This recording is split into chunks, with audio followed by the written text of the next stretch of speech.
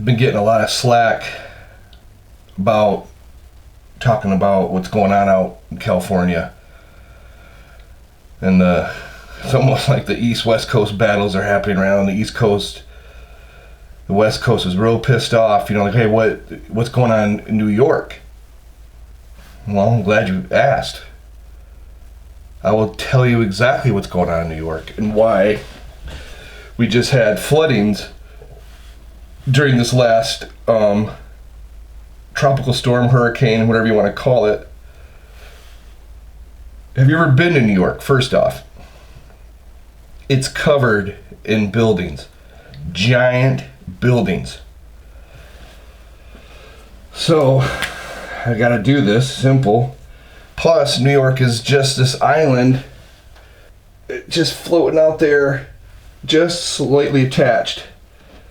So here's the above of what New York is to the States. It's this, whatever. This thing, I can't get the whole... This is all water. What do you think? So here we are. So you get all these buildings. And it's all it is buildings. You got one big giant park. What's that park doing? And it's somewhere for you to stand, maybe the safest spot in New York. So this is your land. More people get in here walking. More people in these buildings. More and more, we keep packing them. We're going to keep adding more buildings, taller. Keep getting more people up here. Get more. What's it do? Just like I said, this is opposite of a teeter-totter. The whole thing's just going to sink right into the ocean. It's just going to go right down. We're going to have our own Atlantis here. So, this is what's going on in New York. But if you can I would highly recommend buying a small boat and keeping it at your condo, apartment, or whatever, your flat. I say when a storm is coming, get your boat, try to put it up on the roof. Get these boats up here. You can get a speedboat, a little boat you can carry. A good raft will be good because of the debris. I imagine that'll come through once the city sinks into the ocean.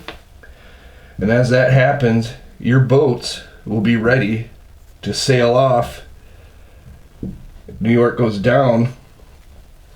Because it's not like California's teeter-tottering the whole thing.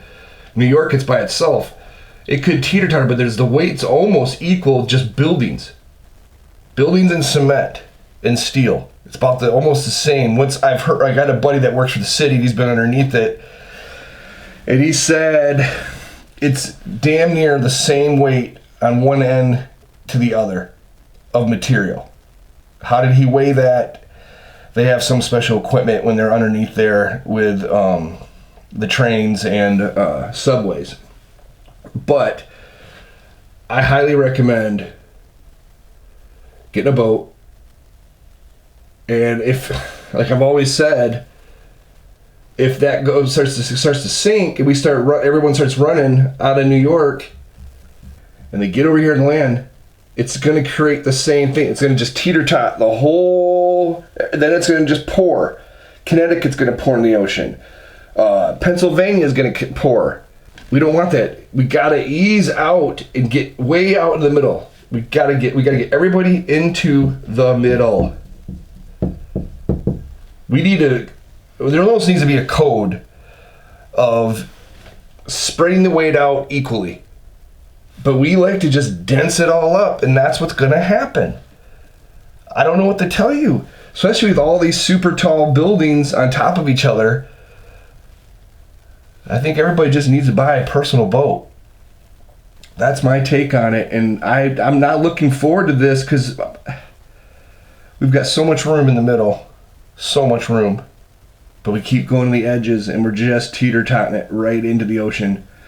And everybody wants to, again, same in New York, they want to blame it on global warming. Blah, blah, blah. Might as well open up a cow fart. That's what that says to me. And then also saying that people say cow farts are killing us too, which is a big can of BS. I've researched that. I don't even want to dive into that. Cow farts. If anything, they're actually, I'll just give you a little point, like cow farts clean our air.